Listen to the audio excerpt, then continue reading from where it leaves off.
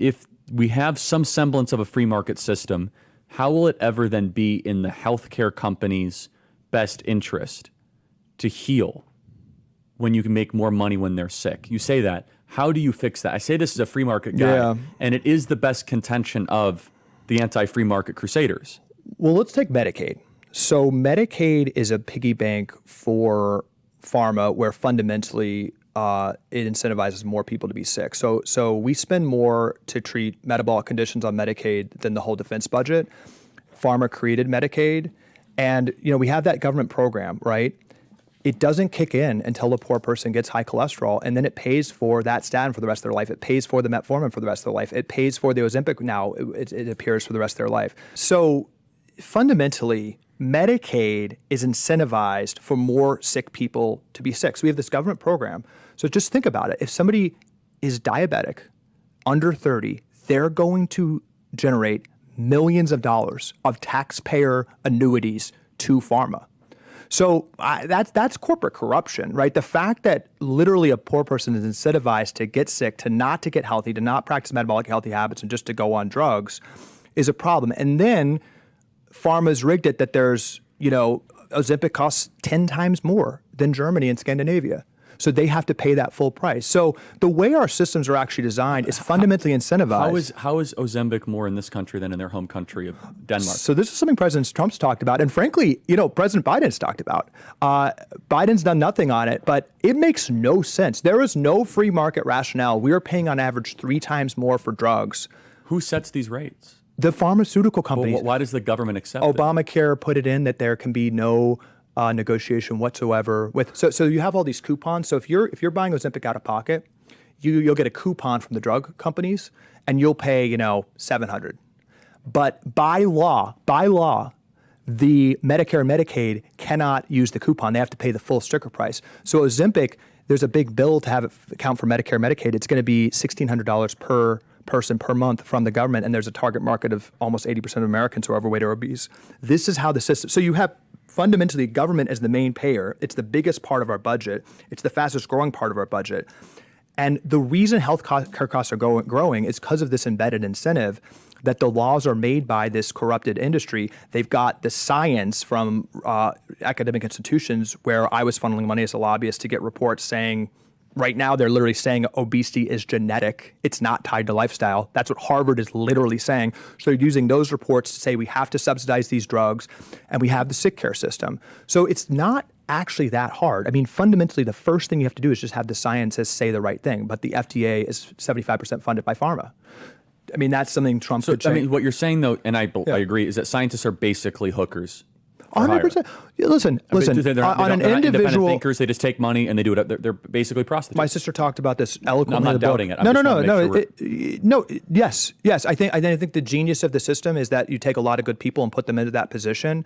But fundamentally, at Stanford Med School, as my sister talks about, they are trying to be janitors. They are trying to profit from the mess. They are absolutely unincentivized. When my sister brought up a dietary intervention for somebody that had chronic migraines, she was told, they used a very bad word. They said, don't be a PU, they called her a slur, and they said that's not serious medicine. We give people drugs and cut people open. You didn't go to dietitian school. So that's the culture embedded, is that serious medicine is a scalpel and a prescription pad. And again, this core spiritual crisis we're in right now is we're detached from our soil.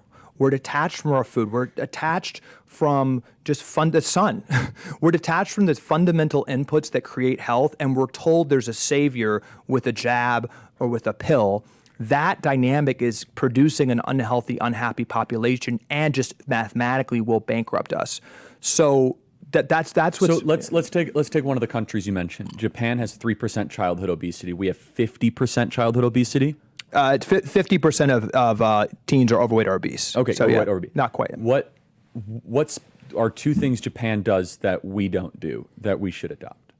Yeah, if things the president could sign tomorrow is Japan, it doesn't allow their scientific research institutions to be paid by food or pharma companies.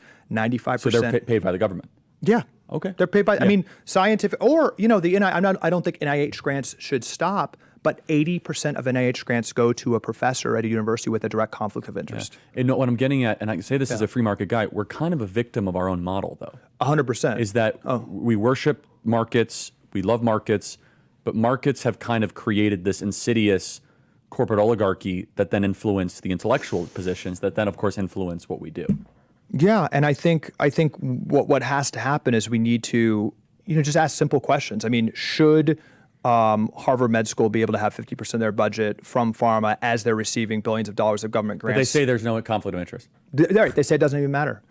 Should government regulators and people on government nutrition panels be able to accept money from food and pharma companies who are making nutrition guidelines? I mean, if you can just get that corruption out, you get to the truth. It matters what our scientific leaders say. It happened during COVID. I mean, COVID was the worst public policy disaster in American history. Yes, that's we right. are not learning the lesson here. We need to get the corruption. Yeah. So, Calley, I just want to put a bow on this part of the conversation. Yeah. Because, by the way, I'm incredibly passionate about this. I eat only 6 foods. I don't have sugar. I have dessert twice a year. I don't drink. I'm very much passionate about this stuff. And it's so easy to gain weight in this country. Oh, my goodness. So what is metabolic dysfunction? So my sister graduated med school and had to choose one of 42 specialties. We segment the body and disease into all these different silos. Metabolic health is what's happening to our cells, how our cells are powering our body, which is fueled by simple things like our amount of sunlight, our amount of sleep, the food that we're eating.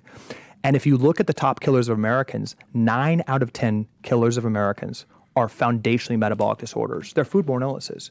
I mean, you could wipe heart disease, diabetes, kidney disease, upper respiratory infection, even COVID deaths. You look at COVID deaths. COVID was an attack on our weakened immune system.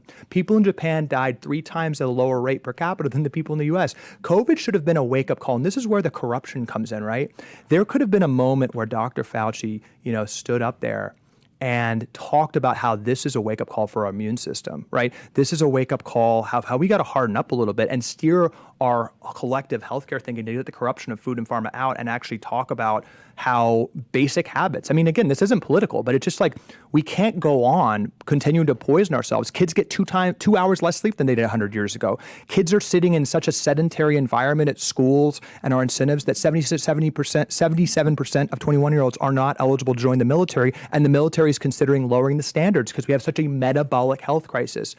Metabolic health is how our cells are powered, and if our cells are not powered correctly, that the cells in the brain show up as depression, the cells in the liver show up as liver issues. I mean, this is the foundational. And sorry to interrupt. Yeah, what please. powers metabolic health? Sleep, diet, whether or not you're putting toxins in your system, right? Alcohol, drugs, processed food. I know you talk about this in the book. But, yeah, our body. Are you getting vitamin D exposure to sunlight, right? Exercise, movement, hydration. That's it.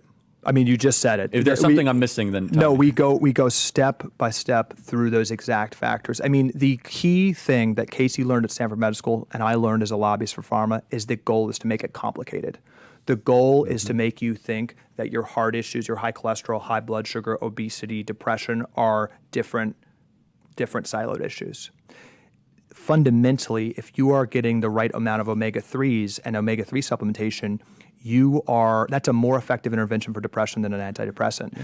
Fundamentally, diabetes is Same with methylfolate. It's way more. I have it right here. We go through the supplementation. Much better than SSRIs or 100%. 100%. So, foundationally, at the highest level, we have kids in sedentary environments, force-fed, ultra-processed food with a weapon of mass destruction for chronic stress in their pocket, and we're drugging them. When their core inputs that impact their cells' ability to make energy are under threat. We have to understand this environment that kids are living in and talk openly about that. It starts with the science not being corrupted.